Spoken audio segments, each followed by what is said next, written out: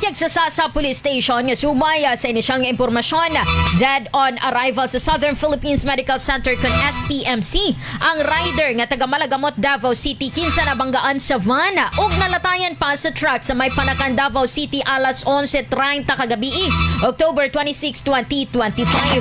Paspas nga girespondehan sa Davao City Central 911 Urban Search and Rescue kon user team ang insidente ug naabtan na lang ang maong biktima nga anaa ilawom sa maong truck. Sa investigasyon, nasayrang ang van padulong north kinsa nakabangga sa motorista nga may resulta sa pagkalagot sa mong rider nga tuna sa dalan sa truck nga padulong south, rason nga nalatayan kini ug nadasok sa ilawom.